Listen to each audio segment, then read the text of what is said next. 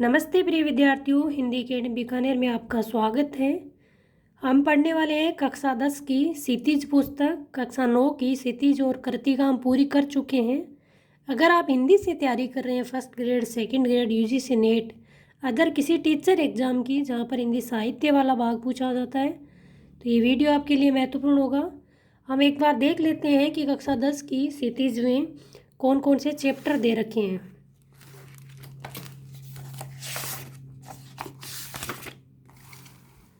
यहाँ आपके दे रखे हैं सूरदास जी, तुलसीदास, देव, जयशंकर प्रसाद, सूर्यकांत त्रिपाठी निराला, नागार्जुन, गिरिजा कुमार माथुर, ऋतुराज, मंगलेश डबारल।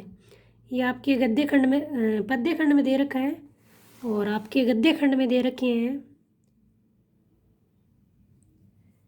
गद्य खंड में है स्वयं प्रकाश, राम वृक्ष बेनीपुरी, यशपाल, सर्वेश्वर दयाल सक्सेना, मन्नू भंडारी, महावीर प्रसाद द्विवेदी, यतीन्द्र मिश्र, बदंत आनंद कौशल्यान।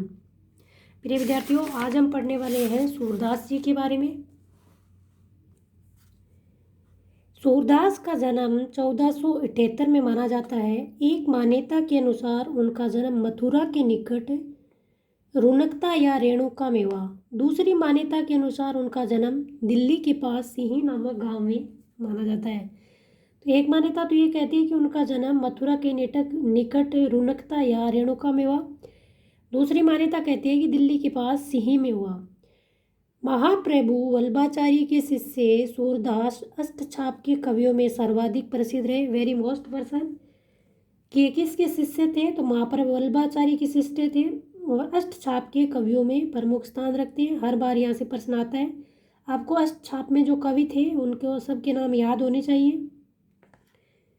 वे मथुरा और वृंदावन के बीच गऊ घाट पर रहते थे। यहाँ पे प्रश्न पूछा जा चुका है कहाँ रहते थे।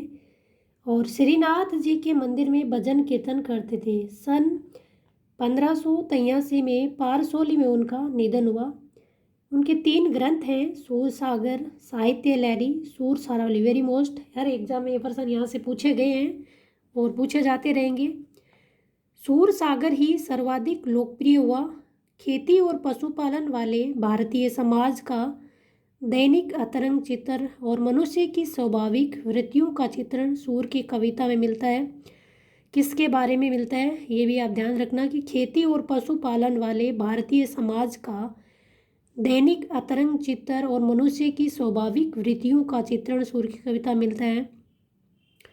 सूर वात्सल्य और श्रृंगार के श्रेष्ठ कवि माने जाते हैं। वेरी मोस्ट, किसके कवि माने जाते हैं? वात्सल्य और श्रृंगार के। कृष्ण और गोपियों का प्रेम सहज मानवीय प्रेम की प्रतिष्ठा करता है।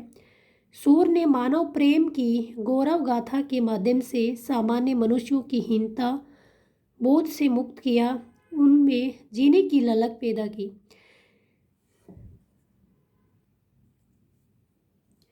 उनकी कविता में ब्रज भाषा का निखरा हुआ रूप है। पूछा जा सकता है कि उनकी कविता में किस भाषा का निखरा हुआ रूप है? ब्रज भाषा का। वह चली आ रही लोक गीतों की परंपरा की एक श्रेष्ठ कड़ी है।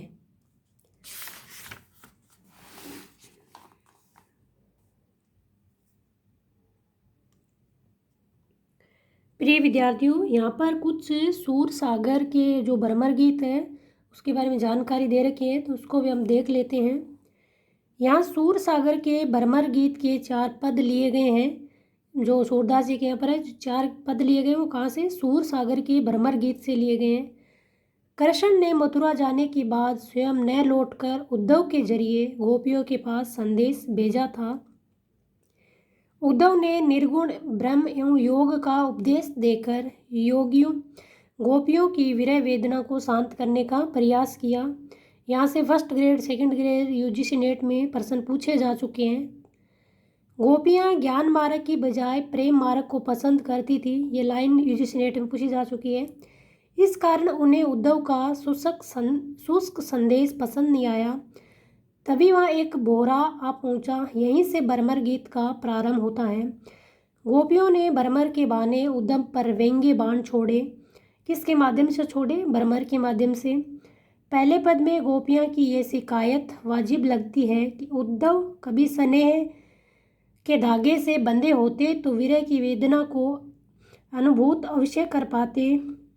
दूसरे पद में गोपियों की ये स्वीकारोक्ति कि उनके मन की अभिलाषाएं मन में ही रह गई कृष्ण के प्रति उनके प्रेम की गहराई को व्यक्त करती है। तीसरे पद में वे उद्धव की योग साधना को ककड़ी जैसा बताकर अपने एकनिष्ठ प्रेम में दृढ़ विश्वास प्रकट करती है। चौथे पद में उद्धव को ताना मारती है कि कृष्ण ने अब राजनीति पढ़ ली है।